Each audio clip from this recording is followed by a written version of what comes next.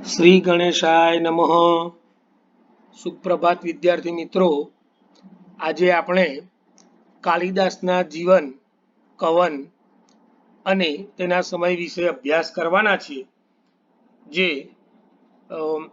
FY થી master ડિગ્રીના સંસ્કૃતના તમામ વિદ્યાર્થીઓને આ કાલિદાસની કૃતિઓની અંદર એમના જીવનની કથા તથા તેમનું કવન અને તેના સમય વિશે એક પ્રશ્ન અવશ્ય પૂછાય છે.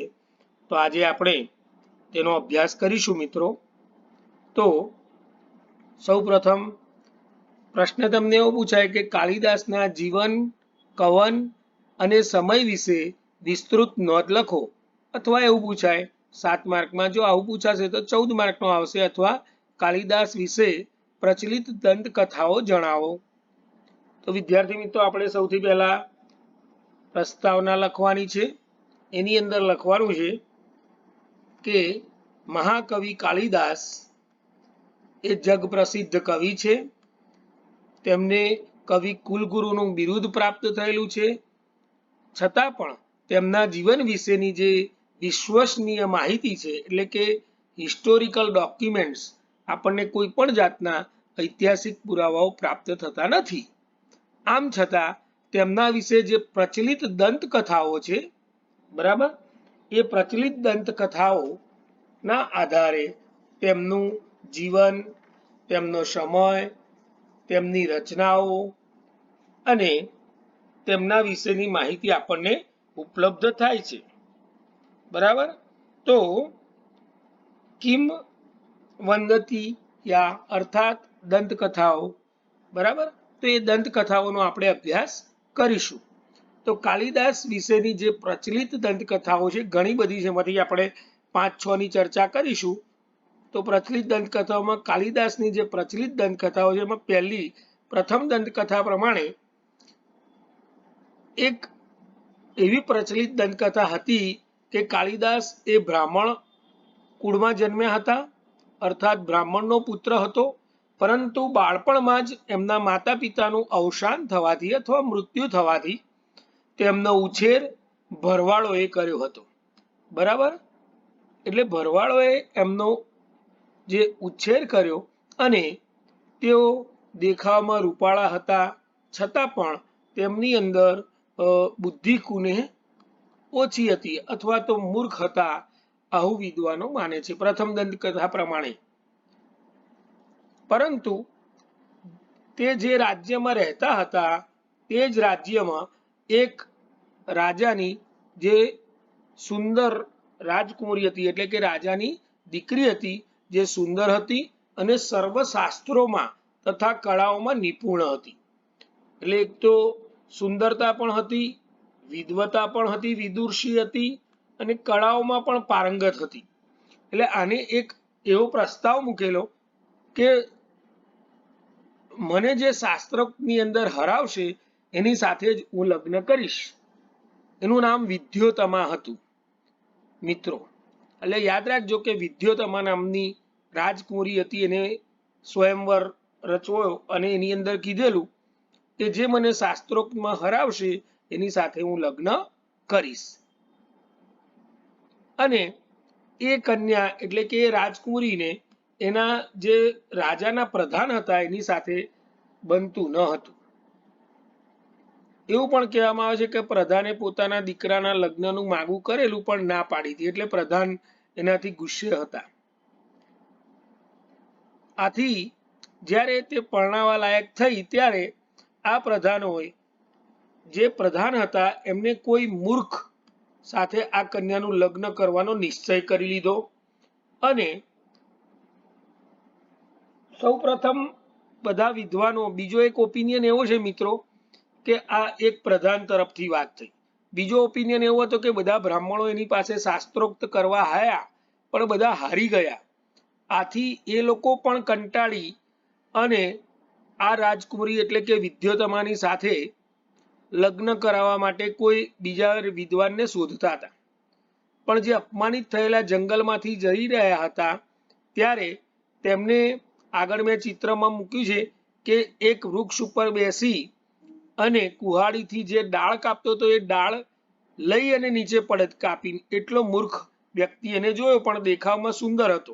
એટલે ઘણા લોકો એવું કહે છે કે બ્રાહ્મણો એને લઈ આવેલા શાસ્ત્રોક્તમાં, અને ઘણા લોકો એટલે આ એક દંતકથામાં એવું છે કે એ પ્રધાન પોતે એને સારા વસ્ત્રો પહેરાવેલા, કે બ્રાહ્મણો એને વસ્ત્રો પહેરાવેલા અને એને કીધું કે ભાઈ તને સુંદર કન્યા સાથે લગ્ન કરવા મળશે, તને સારું જમવા મળશે અને તારા સારા વસ્ત્રો મળશે. એટલે લગ્નની બાબતની અંદર આને ખુશ કરી દીધા કાલિદાસને, અને એમને એવું કીધું કે તારે કશું બોલવાનું નહીં, બસ, અને ઈશારા કરવાના. એમ કરી અને આ રાજાએ પોતાની કન્યા માટે જે યોગ્ય વર શોધવાની વાત કરેલી, તો એ પ્રધાન એક ઓપિનિયન પ્રમાણે અને બીજા ઓપિનિયન પ્રમાણે બ્રાહ્મણો એ યુક્તિ પ્રયુક્તિ કરી અને આને લઈ આવ્યા અને કાલિદાસને સાથે વિદ્યોતમાનો શાસ્ત્રાર્થ ગોઠવ્યો. આ શાસ્ત્રાર્થની અંદર યુક્તિ પ્રવૃત્તિઓ કરવામાં આવી, કપટ કરવામાં આવી, અને એના દ્વારા આ શાસ્ત્રાર્થ શરૂ થયો. એટલે સૌ પ્રથમવાર એવું કીધું, પેલા બ્રાહ્મણો દ્વારા એવું કહેવામાં આવ્યું કે આ અમારા ગુરુજી છે અને એ ગુરુજી ને મૌન વ્રત છે, એટલે ખાલી ઈશારાથી શાસ્ત્રોક્ત કરશે અને અમે એનો આપણે નિર્ણય લઈશું. એટલે જ્યારે વિદ્યોતમાએ કીધું કે કઈ વાંધો નહીં, તો સૌ પ્રથમવાર વિદ્યોતમા છે ને એ એક આંગળી બતાવે છે, ઊંચી કરે છે. એટલે આ જે કાલિદાસ છે એને મૂર્ખ પંડિતને એવું લાગે છે કે આ મારી એક આંખ ફોડવાની વાત કરે છે, એટલે એ બે આંગળી બતાવે છે. એટલે વિદ્યોતમા એવું કહેવામાં માંગતી હોય છે કે પરબ્રહ્મ પરમાત્મા એક જ છે, અર્થાત ઈશ્વર એક જ છે. એક આંગળી ઊંચી કરી, પેલા બે બતાવ્યું, એટલે એનું અર્થઘટન આ બ્રાહ્મણો એવું કાઢ્યું કે જીવ અને શિવ આ બે છે, એક જ નથી, બરાબર, અને એની અંદર સમાયેલું છે. ત્યાર પછી બીજા પ્રશ્નની અંદર વિદ્યોતમાએ 5 આંગળીઓ બતાવી, એટલે અર્થાત પંજો બતાવ્યો. એટલે કાલિદાસને એવું લાગ્યું કે આ મને લાફો મારવાની વાત કરે છે, એટલે આ કાલિદાસે એને મુક્કો બતાવ્યો. આનું અર્થઘટન એવું કાઢવામાં આવ્યું કે 5 આંગળીઓ બતાવેલી વિદ્યોતમાએ, એટલે કે આ પંચતત્વ છે અને આખું જે બ્રહ્માંડ છે 5 તત્વોનું બનેલું છે. જ્યારે પેલા એ મુક્કો બતાવેલું આ લોકોએ એવું અર્થઘટન કર્યું ત્યાં ઉપસ્થિત પંડિતોએ કે આ પંચતત્વ એ એક જ છે, પંચતત્વ એક જ છે તેવું એમને કહ્યું. એટલે જ્યારે વિદ્યોતમા પંજો બતાવે છે એટલે કાલિદાસ એને મુક્કો બતાવે છે, બરાબર. તો આ રીતે શાસ્ત્રોક્ત ચાલ્યો લાંબા સમય સુધી અને અંતે કાલિદાસનો વિજય થયો. એટલે કાલિદાસના લગ્ન વિદ્યોતમા સાથે થયા. પરંતુ હવે મૂળ બાબત આવી કે ભાઈ મધુરજનીના દિવસ એટલે કે રાત્રે જ આને ખબર પડી ગઈ કે આને કઈ સંસ્કૃત આવડતું નથી કાલિદાસના લગ્ન થયા પછી. એટલે આ રાજકન્યાએ કાલિદાસને ખબર પડી જતા તેને મહામૂર્ખ છે તેને ધુતકાર્યો અને કન્યાએ ઘરની બહાર કાઢી મૂક્યો, એટલે રાજકુમારીએ કાઢી મૂક્યો. અને કાલિદાસને કહ્યું કે હવે કઈ વિદ્વતા પ્રાપ્ત થાય તો જ પાછા આવજો. કાલિદાસને આ લાગી આવતા તે જંગલમાં ગયા અને કાલિદાસે મહાકાલી માતાની ઉપાસના કરી અને કાલીના વરદાનથી તેમને જ્ઞાન પ્રાપ્ત થયું, અર્થાત કાવ્ય પ્રતિભા પ્રાપ્ત થઈ. એટલે પહેલી દંતકથા આ છે. ત્યારે જે પાછા આવે છે ત્યારે એમ કહેવાય છે કે કાલિદાસ જ્યારે વિદ્વાન થઈ અને પાછા આવે છે ત્યારે એ પોતે પોતાની પત્ની પાસે ગયા અને એ સમયે પત્નીએ એમને પ્રશ્ન કર્યો, અસ્તિ કશ્ચિત વાગ વિશેષ, અર્થાત એનું ગુજરાતી એવું થાય મિત્રો કે વાણીની કઈ વિશિષ્ટતા છે, એટલે તમે કઈ પ્રાપ્ત કર્યું છે. ત્યારે કાલિદાસ તેનો વિદ્વતાપૂર્વક ઉત્તર આપતા કન્યા તેને બહુમાનપૂર્વક સ્વીકાર્યો, એટલે વિદ્વતમાએ એને સ્વીકારી લીધો. ત્યાર પછી મહાકવિ કાલિદાસે અસ્થિ શબ્દ ઉપરથી તેમને કુમાર સંભવમ નામનું મહાકાવ્ય લખ્યું. કશ્ચિત શબ્દ ઉપરથી તેમને મેઘદૂત નામનું મહાકાવ્ય ખંડકાવ્ય લખ્યું. જ્યારે વાક વિશેષ શબ્દ ઉપરથી તમારા અભ્યાસક્રમમાં જે છે એ રઘુવંશમ નામનું મહાકાવ્ય લખ્યું. તો ખાલી જગ્યામાં એવું પૂછાય કે અસ્થિ શબ્દ ઉપરથી કયા ગ્રંથની રચના કરી કાલિદાસે, તો તમારે કુમાર સંભવ લખવાનું. કશ્ચિત શબ્દ ઉપરથી તો મેઘદૂત નામનું, અને વાક વિશેષ શબ્દ ઉપરથી રઘુવંશ નામનું તેમને મહાકાવ્ય લખ્યું હતું. બરાબર. આમ તેમને ઉત્તમ 3 કાવ્યો લખ્યા. પરંતુ વિદ્વાનો એવું માને છે કે આ દંતકથામાં કોઈ તથ્ય નથી અને કવિ કુલગુરુ કાલિદાસ એ મૂર્ખ માનવાઓ એ બહુ મોટી મૂર્ખાઈ છે અથવા આપણી ભૂલ ભરેલી છે. બરાબર. પછી બીજી દંતકથા પ્રમાણેની વાત કરીએ તો બીજી દંતકથા અનુસાર મહાકવિ કાલિદાસ એ વિક્રમ રાજાના દરબારના નવરત્નમાંનો એક માનવામાં આવે છે. રાજા વિક્રમાદિત્ય જે હતા એના જે નવરત્ન હતા એનીમાંનો એક માનવામાં આવે છે. અને આ અંગેનો એક શ્લોક પણ બહુ સુપ્રસિદ્ધ છે. જો કે સમયની દ્રષ્ટિએ જોતા આ નવરત્નોમાંના કેટલાક સમયમાં અંદર ઘણું બધું અંતર છે, માટે આ દંતકથાને બધા સત્ય માનતા નથી. એટલે તમારે એટલું જ લખવાનું 2 લીટીમાં કે મહાકવિ કાલિદાસ વિક્રમા રાજાના દરબારના નવરત્નમાંના એક હતા, પરંતુ એ નવરત્નોનો સમય અલગ અલગ માલુમ પડે છે, એટલે કાલિદાસને એ આ દંતકથામાં તથ્ય નથી. ત્રીજી દંતકથા એવી છે કે એના મૃત્યુ અંગેની દંતકથા છે. બરાબર.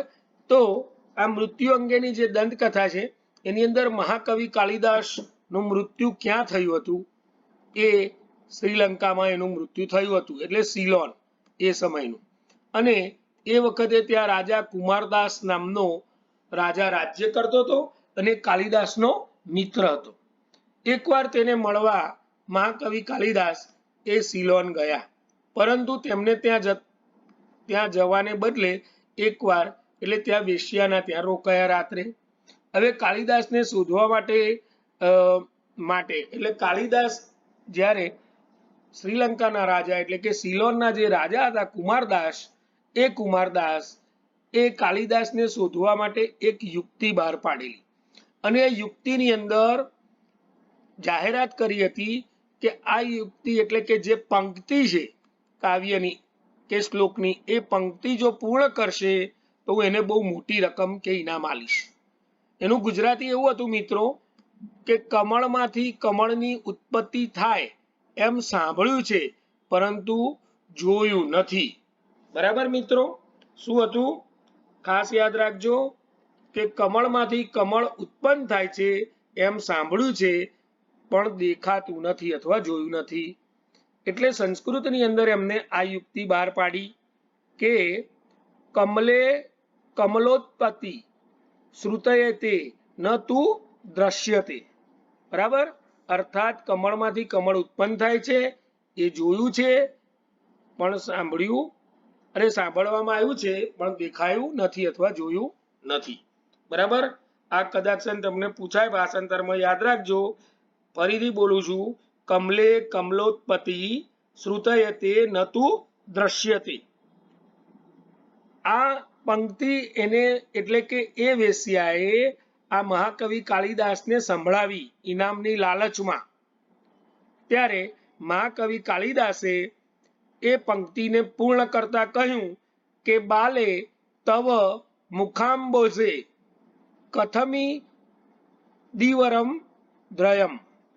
અર્થાત એમને એવું કીધું છે કે હે બાલા, તારા મુખ કમળ પર આ 2 નેત્રરૂપી કમળ ક્યાંથી આવ્યા? બરાબર. અથવા આ શ્લોકની પંક્તિ પૂરી કરતા મહાકવિ કાલિદાસે આ પંક્તિ જ્યારે વેશ્યાએ ઉચ્ચારી ત્યારે કાલિદાસે તરત જ એનો જવાબ આપ્યો કે હે બાળા, તારા મુખ કમળ પર બે નેત્રરૂપી નીલકમળ ક્યાંથી આવ્યા? બરાબર, એટલે ના જોઈ શકાય. તો આ સમસ્યા, આ જે પૂર્તિ હતી, કાવ્ય અથવા તો પંક્તિની જે પૂર્તિ હતી, એને મળી જતા વેશ્યાએ કાલિદાસનું ખૂન કરી નાખ્યું. કઈ રીતે? ઇનામની લાલચમાં. અને પછી અંતે એ જ્યારે ઇનામ લેવા ગઈ ત્યારે ખબર પડી રાજાને, અને પછી એને કાલિદાસનું મૃત્યુ શ્રીલંકામાં થયું, વિદ્વાનો માને છે. હવે ચોથી દંતકથાની વાત કરીએ તો એ દંતકથા એવી છે કે કાલિદાસ એ ભવભૂતિના સમકાલીન હતા. બરાબર, પરંતુ ભવભૂતિ એ ઉત્તર રામચરિત નામનો જે ગ્રંથ લખ્યો છે. બરાબર, એટલે ઉત્તર, આને છે ને ભવભૂતિનું જે ઉત્તર રામચરિત નાટક છે, આ નાટકની રચના કર્યા પછી તેઓ સૌપ્રથમ કાલિદાસ પાસે ગયા હતા. કોણ? ભવભૂતિ. અને તેમને પોતાના આખું નાટક વાંચીને સંભળાવ્યું. અને આ નાટક કાલિદાસને ખૂબ જ ગમી ગયું, પરંતુ તેમને એમાં એક સુધારો દર્શાવ્યો.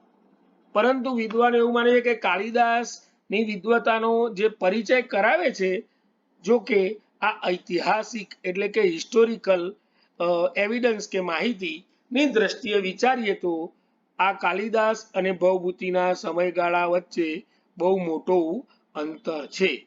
આથી વિદ્વાનો આ દંતકથામાં કોઈ તથ્ય ગણતા નથી. હવે પાંચમી વાત કરીએ, પાંચમી દંતકથા. તો આ દંતકથા અનુસાર મહાકવિ કાલિદાસ અને દંડી સમકાલીન હતા. બરાબર, કવિ દંડી એટલે આ બંને વચ્ચે શ્રેષ્ઠ કોણ? બરાબર, તે અંગેનો એક વિવાદ થયો. કોની કોની વચ્ચે? તો યાદ રાખજો, કાલિદાસ અને દંડી ની વચ્ચે. એટલે કવિ દંડી અને કાલિદાસ સમકાલીન હતા. તે બંનેમાંથી કોણ શ્રેષ્ઠ છે સંસ્કૃત સાહિત્યનો વિદ્વાન, એ અંગેનો વિવાદ થયો. આથી એ લોકો સરસ્વતી દેવીને નિર્ણય કરવા માટે જણાવ્યું. અને કવિ દંડી છે એના માટે શ્રેષ્ઠ કોણ છે? તો એમને શું કીધું કે તમારામાંથી શ્રેષ્ઠ છે કવિ દંડી. બરાબર, અને એમાં કોઈ શંકા જ નથી. શ્રેષ્ઠતાની અંદર અને વિદ્વતાની બાબતમાં કવિ દંડી એ શ્રેષ્ઠ છે અને ન શંકા, એમાં કોઈ શંકા જ નથી એવું કીધું. ત્યારે મહાકવિ કાલિદાસે સરસ્વતીને પ્રશ્ન પૂછ્યો. તો શું પૂછ્યું? કે હું કોણ છું? ત્યારે સરસ્વતી માતાએ જવાબ આપ્યો કે તું તો હું જ છું, એમાં કોઈ શંકા નથી. અર્થાત કાલિદાસને શું કહેવામાં આવ્યું કે તું તો મારો અવતાર છે. સમજ્યા? તું તો હું જ છું. શું કીધું? તું તો હું જ છું, તેમાં કોઈ શંકા નથી. અર્થાત ત્વમેવાહમ ન સંશય, એટલે કે તું મારો અંશ છે, અથવા તો તું તો હું જ છું, એમાં કોઈ શંકા નથી. ન સંશય એટલે શ્રેષ્ઠતાની અંદર શું કીધું? શ્રેષ્ઠ કવિ દંડી ન સંશય. જ્યારે કાલિદાસે કીધું તો હું કોણ, ત્યારે સરસ્વતી માતાએ કીધું ત્વમેવાહમ ન સંશય, તું તો હું જ છું, એમાં કોઈ શંકા નથી. આ એટલા માટે મેં 2 વાર રિપીટ કર્યું મિત્રો, કે આ જ શબ્દ તમારે યાદ રાખવાનો છે પાંચમી દંતકથામાં. આ ઉપરાંત હવે એ ક્યાંના નિવાસી હતા એના વિશેની થોડી વાત કરી લઈએ. તો કવિ કાલિદાસ માંથી જે પ્રાપ્ત થતી એમની જે કૃતિઓ છે અલગ અલગ સંસ્કૃત સાહિત્યની અને પોતાની, એ કૃતિઓમાંથી કાલિદાસ વિશે જે માહિતી મળે છે એની આપણે વાત કરીએ. તો સૌથી પહેલા એ કૃતિઓનું જે પરિશીલન કરવામાં આવ્યું છે એના આધારે વિક્રમોર્ષીય નાટક છે. આ વિક્રમોર્ષીય શીર્ષક એ વિક્રમ રાજા તેમજ તે નાટક વિક્રમના રાજાના સમયમાં થયા હશે, અને વિક્રમ નો જે પરાક્રમનો ઉલ્લેખના આધારે આ નાટક લખવામાં આવ્યું છે.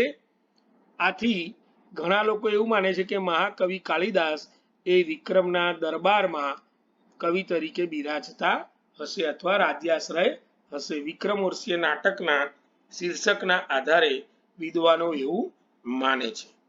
જ્યારે બીજી એક બાબત એવી છે મિત્રો કે મેઘદૂતમાં કાલિદાસે વર્ણવેલી જે મેઘદૂત નામનું જે નાટક લખ્યું છે મહાકવિ કાવ્ય લખ્યું છે ખંડ કાવ્ય, એમાં વર્ણવેલી વિદિશા અને તેની આસપાસના પ્રદેશો, બરાબર, વિદિશા અને આસપાસના પ્રદેશો કયા કયા, તો નૈચી ગિરી, પછી વન નદી, પછી નિર્વિદ્યા, સિંધુ, ગંધવતી અને ગંભીરા નદી, આમ 6 નદીઓના સ્થાન ઉપરાંત એટલે આ ઉજ્જૈની નગરી વિશેની માહિતી, તેની ક્ષિપ્રા નદી વિશેની માહિતી અને મહાકવિ કાલિદાસે બહુમાન પૂર્વક તેનો ઉલ્લેખ કરેલો છે, જે મેં નદીઓના નામ દીધા એ સિવાય.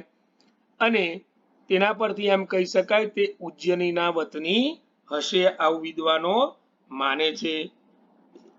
જ્યારે ઇતિહાસકાર અને સાહિત્યકાર એવું માને છે કે જે આદિત્યનાથ ઝાલા છે એમને જે રિસર્ચ કર્યું છે એની અંદર તેઓ મિથિલાના હશે તેવું માને છે. પરંતુ તેમાં ચોક્કસ કહી શકાય કે ઉજ્જૈનની એ કાલિદાસની જન્મભૂમિ નહીં, તો કર્મભૂમિ તો હશે જ, કારણ કે એમને આબેહૂબ વર્ણન કરેલું છે માટે, બરાબર. આમ કાલિદાસ વિશેના એ ક્યાંના હતા એની પણ ચર્ચા થઈ. ત્રીજું, કાલિદાસે જ્યારે લક્ષ્મીની યાચના કરી નથી, તેથી કહી શકાય કે તેમના પર લક્ષ્મી અને સરસ્વતી બંનેની કૃપા ઉતરી હતી. એટલે એમના જે બધી 7 જે એમાં 3 નાટકો, 2 મહાકાવ્યો અને 2 ખંડકાવ્યો, બરાબર, આમ કરી અને કુલ 7 એમની જે કૃતિઓ છે એમાં લક્ષ્મી અને સરસ્વતીની યાચના કરી નથી, માટે બંદેઓ તેમના ઉપર કૃપાયમાન હશે એવું વિદ્વાનો માને છે. પછી કાલિદાસ જન્મે બ્રાહ્મણ હતા, તેઓ શિવના પરમ ભક્ત હતા.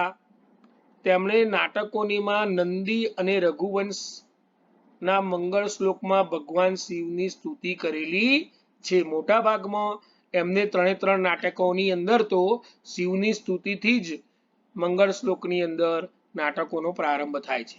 જોકે તેઓ રઘુવંશ જે એમાં રામ કથા વર્ણવેલી છે અને કુમાર સંભવ છે આખી શિવની કથા છે, બરાબર, તો એમ કહી શકાય તેઓ ચુસ્ત શિવ પંથી ન હોય.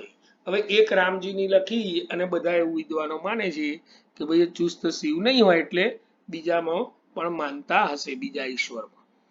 પછી કાલિદાસની કૃતિઓનો સૂક્ષ્મ રીતે જો અભ્યાસ કરતા માલુમ પડે છે કે કાલિદાસે વેદો, ઉપનિષદો, દર્શનશાસ્ત્રો, ધર્મશાસ્ત્ર, સ્મૃતિઓ, પુરાણો, રામાયણ, મહાભારત, વ્યાકરણ, છંદ, જ્યોતિષ વગેરે અનેક શાસ્ત્રોનો તલસ્પર્શી અભ્યાસ કર્યો હશે અને વિવિધ લલિત કલાઓમાં પણ તેઓ એનાથી સુપરિચિત હશે. અને છેલ્લી વાત કરીએ તો કાલિદાસે રઘુવંશ, મેઘદૂત અને કુમાર સંભવ ભારતના વિવિધ ભૌગોલિક પ્રદેશોનું વર્ણન કર્યું છે. આ ઉપરથી કહી શકાય કે તેઓ સમગ્ર ભારતની અંદર ફર્યા હશે, બરાબર. તો આટલી દંતકથા વિશેનું પૂછાય તો આટલું લખવાનું, પછી સમાપન લખી કાઢવાનું. તો મહાકવિ કાલિદાસ પોતાના જીવન વિશે મૌન રહ્યા છે, બરાબર, એટલે પોતાની કૃતિઓની અંદર એમને લખ્યું નથી. દાખલા તરીકે બાણભટ્ટ, બરાબર, બાણભટ્ટે જે હર્ષચરિતમ નાટક લખ્યું એની અંદર હર્ષચરિતમ નામના ગ્રંથને 6 ઉચ્છ્વાસમાં લખ્યું છે. એમાં આગળના 2.5 ઉચ્છ્વાસ છે, એમાં એની પોતાની વંશાવળી માહિતી આપેલી છે, પણ આવું કાલિદાસે આપ્યું નથી અને એની અંદર મૌન રહ્યા છે. તે તેમની નમ્રતા બતાવે છે. જોકે કૃતિઓમાં જ તેમની મહાનતાની સાક્ષી પૂરે છે. તેમના જીવન દર્શન પરથી કહી શકાય કે તેમનું જીવન વાસ્તવમાં ખૂબ જ સુખી અને સંપન્નતા વાળું પૂર્ણ હશે. હવે જો કવન વિશે લખવાનું હોય તો સમાપન નીચે લખવાનું, શોર્ટના બદલે 14 માર્કનું હોય તો આ મુદ્દાને તમારે ચોથો આપી દેવાનો. તો એમના કવન, તો કવન એટલે એમને શું શું કરેલું, તો મહાકવિ કાલિદાસ છે તેમની જે કૃતિઓ પ્રાપ્ત થઈ છે તો એ બધા જનરલી 7 કૃતિઓ માને છે, પરંતુ આ એક જ છે. ડોક્ટર ઓક્રેટ એ પોતાની યાદીની અંદર કાલિદાસની 34 ગ્રંથો નોંધે છે, પરંતુ અતિશયોક્તિ લાગે છે. જો કે મહાકવિ કાલિદાસની 7 કૃતિઓ રચના કરી હતી એ બધા જ વિદ્વાનો માને છે, અને કાલિદાસે એમાં 3 નાટકો, 2 મહાકાવ્યો, 2 ખંડકાવ્યો, એમ કુલ તેમને 7 કૃતિઓની રચના કરી હતી. જેનું વર્ગીકરણ કરીએ તો જે ખંડકાવ્યની વાત કરીએ આપણે, તો ખંડકાવ્યની અંદર સૌથી પહેલા કયું આવશે, તો ઋતુ સંહાર, આમાં 4 ઋતુનું વર્ણનની માહિતી છે. બીજું મેઘદૂત, તો મેઘદૂતની અંદર પ્રણય કથા છે, બરાબર. ત્યાર પછી આ 2 ખંડકાવ્યો છે. મહાકાવ્યોની અંદર કુમાર સંભવ, બરાબર, કુમાર સંભવમ છે, એમાં શિવ પાર્વતીના વિવાહ, મદન દહનનો પ્રસંગ અને છેલ્લે કાર્તિકેયના જન્મ સુધીની કથા છે. અને રઘુવંશ જે તમારા અભ્યાસક્રમમાં છે 19 વર્ગમાં લખાયું છે, બરાબર. આ 2 મહાકાવ્યો છે. અને નાટકોની અંદર એના 3 છે, એમાં માલવિકાગ્નિ મિત્રમ, વિક્રમોર્ષિયમ અને છેલ્લું છે અભિજ્ઞાન શાંકુતલમ, બરાબર, અથવા અભિજ્ઞાન શાંકુતલ. આ સૌથી લોકપ્રિય નાટક છે. આ તમને ખાલી જગ્યામાં પૂછાય કે અભિજ્ઞાન શાંકુતલનું ભાષાંતર વાંચી કયા જર્મનના કયા કવિએ માથા ઉપર મૂકી અને જર્મનની ગલીઓમાં નૃત્ય કર્યું હતું, તો કવિ ગેટે. એવું યાદ રાખજો. 14 માર્કમાં પૂછાય તો એના સમય વિશે લખવાનું. સમય બહુ બધો છે, પરંતુ સમયના મતાંતરની અંદર આપણે ન પડતા 2 જ ઓપિનિયનની વાત કરીશું અહીંયા, કે મહાકવિ કાલિદાસ જે છે તે ઈસવીસન પૂર્વેની પ્રથમ સદીમાં થઈ ગયા એમ ભારતીય પરંપરા અથવા વિદ્વાનો પરંપરાગત રીતે માને છે, બરાબર. જ્યારે વિદેશી જે વિદ્વાનો છે એ મહાકવિ કાલિદાસ ને ગુપ્ત કાળ દરમિયાન માને છે. એટલે ચંદ્રગુપ્ત બીજો રાજા, કોણ, ચંદ્રગુપ્ત બીજો વિક્રમાદિત્ય, જેને આપણે ગુપ્ત યુગ સુવર્ણ યુગ તરીકે ઓળખીએ છીએ, એ મત પ્રમાણે તેઓ ઈસવીસન 5મી સદીની અંદર થઈ ગયા. ગુપ્ત રાજાઓએ 300 વર્ષ રાજ્ય કરેલું. 21 રાજાઓ રાજ્ય કરી ગયા. પ્રથમ શ્રીગુપ્ત નામનો રાજા હતો, એને સ્થાપના કરી ગુપ્ત વંશની. ત્યાર પછી એનો સમુદ્રગુપ્ત આવ્યો, પછી રામગુપ્ત આવ્યો, અને રામગુપ્ત પછી ચંદ્રગુપ્ત બીજો આવ્યો 5મી સદીમાં. ઉર્ફે આપણે એને વિક્રમાદિત્ય રાજા તરીકે પણ ઓળખીએ છીએ. અજંટા ઇલોરાની ગુફાઓ પણ એના વખતે થઈ. એટલે આ સંસ્કૃત સાહિત્યનો સુવર્ણ યુગ હતો. વિદ્યાર્થી મિત્રો, ઇતિ શુભમ ભવતુ. આવતીકાલની પરીક્ષા માટે best of luck. Professor Rajesh મહેતાના પ્રણામ. પ્રોફેસર રાજેશ મહેતા નામની યુટ્યુબ ચેનલને સબસ્ક્રાઇબ કરો અને સાચા જવાબો સાંભળો અને PDF મેળવો. જય Shri Krishna. Best of luck. ધન્યવાદ.